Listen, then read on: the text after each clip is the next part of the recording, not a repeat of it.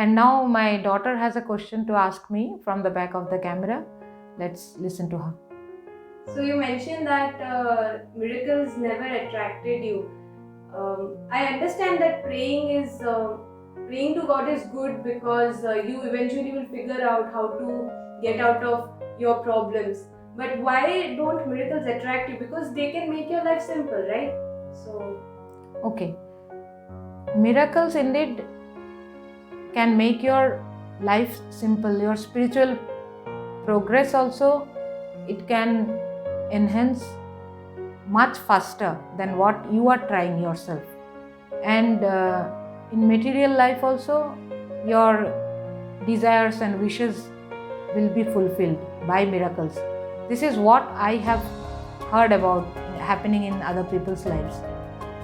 I don't have any personal experience though. But I don't seek any miracle in my life, because what I have understood is that spiritual life is a continuous struggle which has to be experienced by the self. This struggle has to be done by yourself, not by any external aid. Spirituality is developing firm conviction, developing your own inner strength, and that is possible only if you yourself strive for it. Some miracle happening with you will not let you develop your inner strength. It will not give you faith in yourself that yes, I can do it. So why should I go to some seer to do some miracle in my life so that I don't have to strive or struggle much to have spiritual enlightenment or some good satisfactory feelings in my material life also? If somebody fills up my desires, then where is my credit? What have I done? So it will not benefit me spiritually. Even in material world, if I do something, if I earn my own bread, that is much more satisfactory than getting my bread from somebody else. This is the thing. Anyway, my desire is getting fulfilled.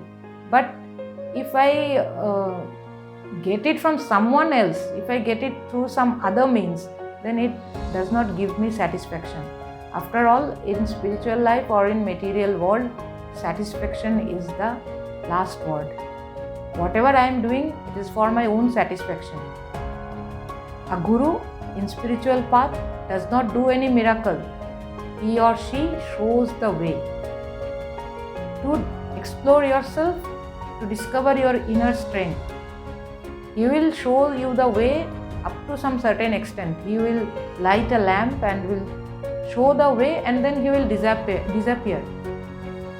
In front of you, now it's dark. You have to light your own light, struggle hard, and advance further. This is equally true in material life also. Your parents, your teachers, or whoever is helping you can go only to some certain extent. After that, it's your choice, your discretion, your struggle, and your efforts which will give you success. And you will find satisfaction in that success when you strive for yourself.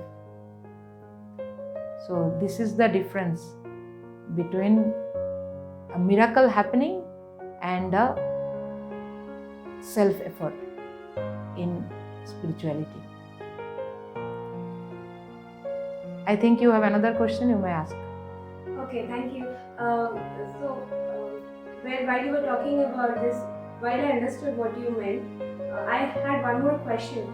So, self-efforts, whenever we do, I think that anything we do, when it becomes successful, it's not only our efforts, there is some external factor involved. So, do you consider, for example, luck to be equivalent to miracles? There is nothing called luck, because Swami Vivekananda has also told that man is the maker of his own destiny. In Hinduism, we have nothing called luck, we do have karma. Hindu philosophy says that there is karmic connection there is a karmic connection to everything, whatever is happening to you. Whatever karma you are doing, you are enjoying the fruits of that, or you are suffering because of the fruits of that. So there is nothing called luck or destiny or anything of that sort. Nothing is by chance. Everything is happening for a cause and has a cause and effect relationship. So this is my answer, that there is nothing called destiny, nothing called, yes, this destiny you can make. There is something called destiny which you yourself make. You are the sole cause of your happiness, misery, anything, success, failure. No one is responsible. So learning to take the responsibility on yourself is spirituality. Take the whole responsibility on yourself. Don't ever blame anyone for anything in your life, and there is no need to be very grateful also to anyone for whatever is happening in your life. Everything is interconnected, everyone is linked to each other for a certain karmic purpose. No one is giving anybody anything, and no one is gaining anything from anybody. The role of the guru is just to make you understand that a true guru never ever imposes the burden of gratitude on you. Any other question?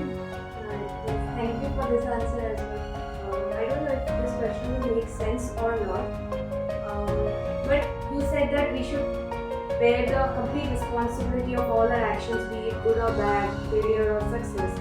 So I think it's easy to, be okay that you are the solely responsible person for your good, your success. But when it comes to failure and bad decisions, I think it can lead to very underconfidence, or it can be detrimental. So how to get above that when you are in a bad situation, you thinking that it's because of your karma, your own actions? How to deal with yourself in that situation? Don't overthink and never ever feel yourself small if things go wrong.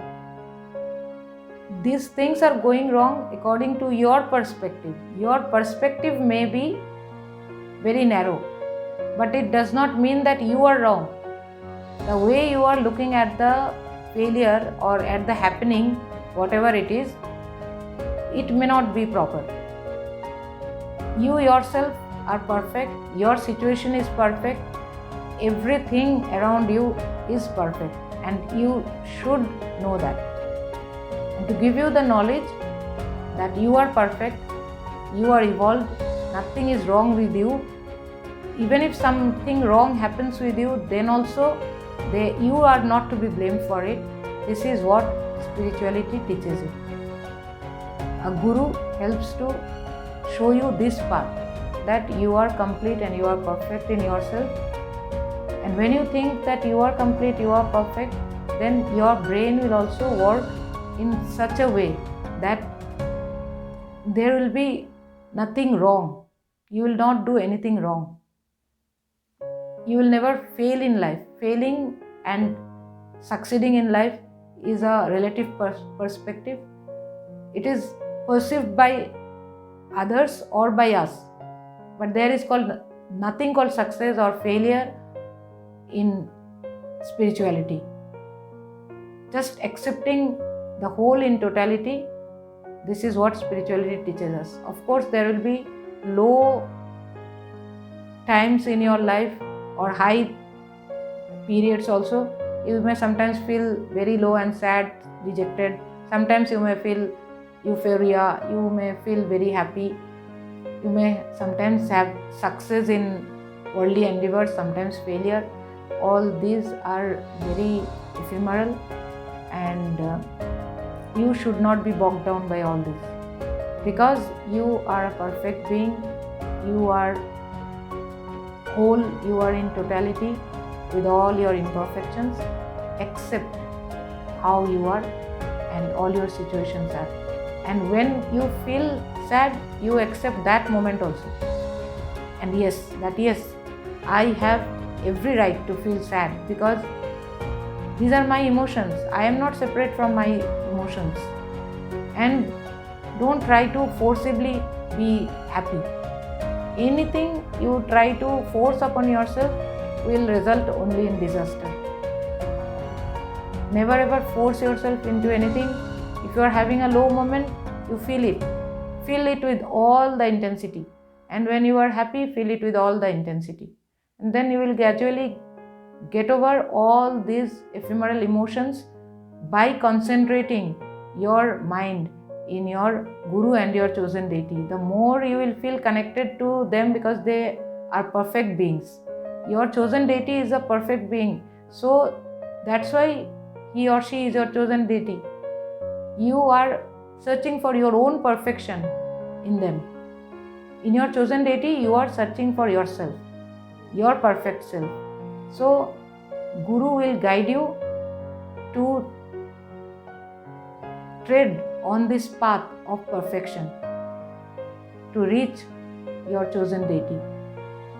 The more you concentrate on your chosen deity, the more you surrender to your chosen deity, the more you feel a connection and love for your chosen deity, you will gradually get over all the emotions, be it of sadness or be it of happiness, and reach a state of perfection in your limited self. So this is the essence of spirituality, and this is the goal of spirituality, to have a balanced attitude. And it's neither extreme positivity, neither negativity. It is nothing forced. It is a very spontaneous way of living, to accept yourself. The only key is total surrender to the chosen deity, total love for the chosen deity. Our chosen deity is not only a human figure. He or she is the enlightened one, the illuminated one, who has no gender attached to her or his persona. It's pure light, a pure entity which is an energy form and which cannot be perceived by our ordinary sense of perception. That is the reason we choose a deity who is a human form like us and which is perceptible by our senses, and try to gradually be one with the supreme energy form. So I think we can wind up our session here. Yes, thank you. It has been quite a long session today, and thank you for this impromptu participation. I think we both got benefited, and anyone who views the session will be benefited. I'm very glad that the whole thing goes unedited. So I think I'm being able to communicate with the viewer, though I may not be a very good communicator, but I'm very honest in communicating. That I can assure. Thank you. Hari Om Tat Sat. Shri Ramakrishna Arpanamastu.